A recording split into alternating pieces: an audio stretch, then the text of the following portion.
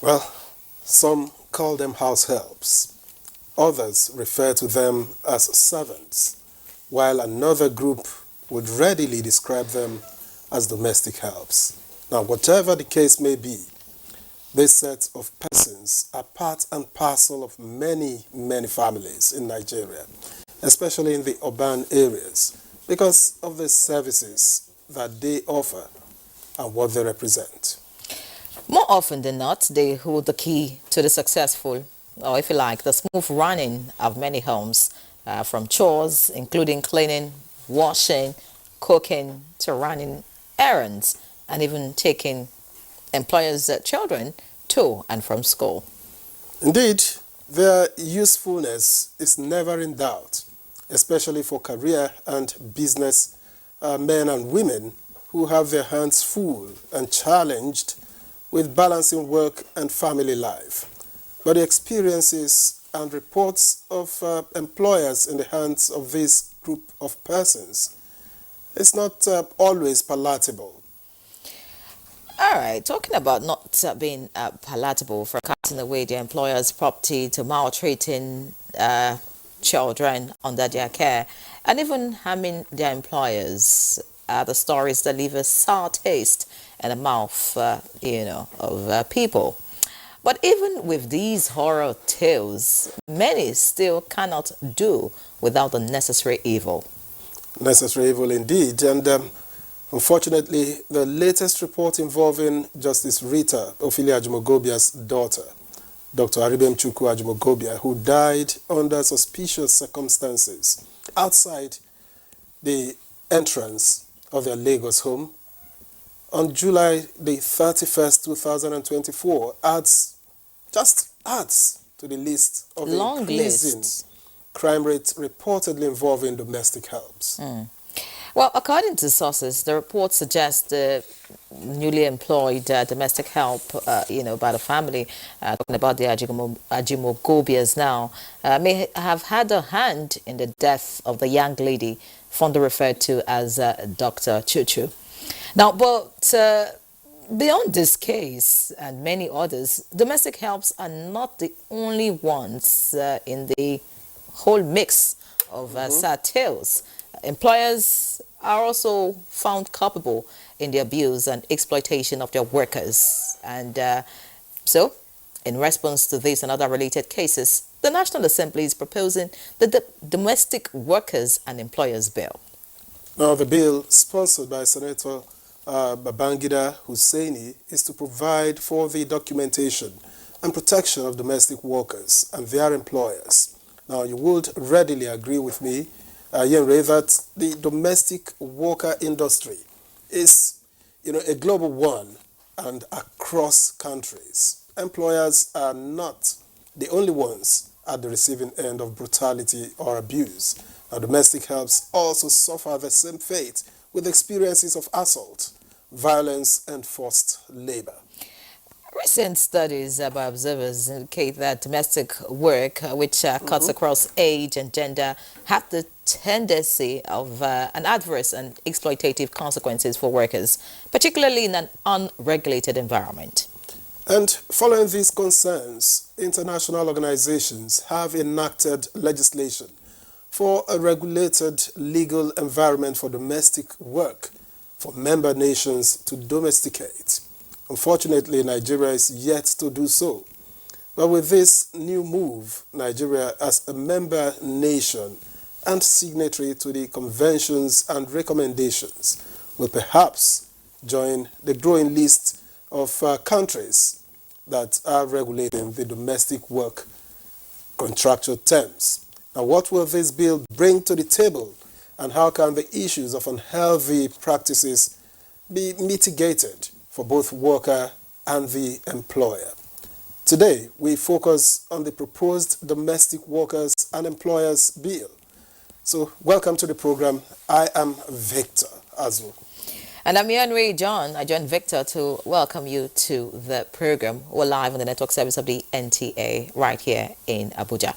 Expect a complimentary segment of the program, which is News for Review, but that will be much later. But for now, let's get the highlights of the news from Musa Abubakar. Hello, Musa. What's in the news? Well, quite a couple of breaking news. Well, good morning, Victor. Good morning, Yuri. Well, here's the news. President Bola Tinubu has raised concerns over the implications of unregulated mining activities on people's health and environment of the mining areas, with passionate appeal for search for urgent solutions. It was when the president received participants of the course 32 of the National Defense College at the State House. Been pushing hard to ensure and your involvement, we equally promote better understanding and the security of the area. The federal government has announced plans to establish a national youth development bank aimed at providing financial support to youth-led enterprises for economic growth and development. Minister of Youth Development, Jamila Biu Ibrahim, stated this in Akure during a town hall meeting with youths drawn from the 6 southwest states. Government of President Bola Ahmed Tinubu has acknowledged that our expressed desire for a better Nigeria, economic prosperity and improved livelihood for the common man is valid and legitimate. The first Inter-Party Advisory Council roundtable on the role of the judiciary in Nigeria's democratic sustainability has ended in Abuja. The first Inter-Party Advisory Council is in consonance with the vision of IPAC to consolidate and deepen democracy by ensuring an environment conducive for successful elections, political stability, and peaceful electoral process in Nigeria. Strengthen the judiciary. The issue of judicial reforms, the role of the electoral process, we have to be able to look at that because a bundle of work for electoral systems has been given to the judiciary. 24 Nigerians that were in Sudan are back home following the crisis in that country. They were received on arrival at the Nnamdi Azikiwe International Airport, Abuja, by the National Commission for Refugees, Migrants and Internally Displaced Persons in partnership with the International Organization for Migration. Back to Nigeria, well, I'm just praying.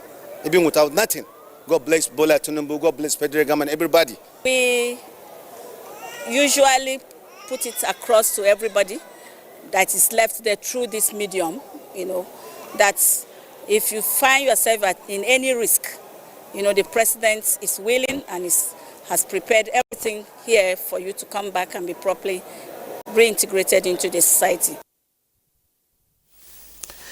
Bayelsa State Governor Senator Doyi Diri has expressed sadness over a cargo boat accident around Izetu One community in southern Ijao local government area of the state.